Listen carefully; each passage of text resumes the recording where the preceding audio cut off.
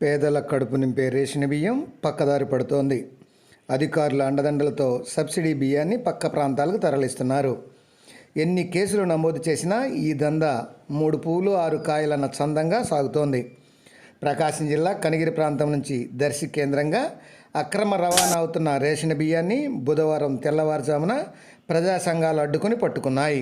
గతంలో బ్రోకర్లు డీలర్ల వద్ద పేదల బియ్యాన్ని కొనుగోలు చేసి అక్రమంగా సరఫరా చేసుకునేవాళ్ళు. కానీ ప్రస్తుతం ముఖ్యమంత్రి వైఎస్ జగన్మోహన్ రెడ్డి నవరత్నాల పథకంలో భాగంగా రేషన్ బియ్యాన్ని ఇంటి వద్దకే చేరుస్తున్నాడు. కరోనా కరువు భృతి కింద పేదలకు కూడా ఈ మధ్య కాలంలో ఉచిత బియ్యాన్ని పంపిణీ చేశారు. ఈ బియ్యాన్ని కూడా అక్రమార్కులు వదలడం లేదు. పేదల దగ్గర ఈ బియ్యాన్ని కొనుగోలు చేసి అర్ధరాత్రి వేళల్లో తరలిస్తున్నారు. ఈ కోవలేకే బుధవారం తెల్లవారుజామున కనిగిరి నియోజకవర్గంలోని సిఎస్పురం, వెలిగెండ్ల, మొగలూరు తదితర ప్రాంతాల నుంచి 2 ఆల్విన్ లారీలలో రేషన్ బియ్యాన్ని నింపి తరలించే ప్రయత్నం చేశారు. ఈ అక్రమ రవాణాను వ్యవసాయ కార్మిక సంఘం పశ్చిమ ప్రకాశం జిల్లా ఉపాధ్యక్షులు బడుగు వెంకటేశ్వర్లు అడ్డుకుని పట్టుకున్నారు. అక్కడి నుంచే వెలిగెండ్ల పోలీసులకు సమాచారం అందించారు.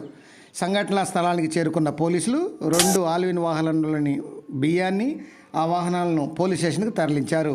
కనిగిరి నియోజకవర్గంలోని చుట్టుపక్కల మండలాల్లోని పేదల బియ్యాన్ని కొనుగోలు చేసి కొందరు అక్రమార్కులు దర్శి కేంద్రంగా తరలిస్తున్నారని ఆరోపణలు వినిపిస్తున్నాయి.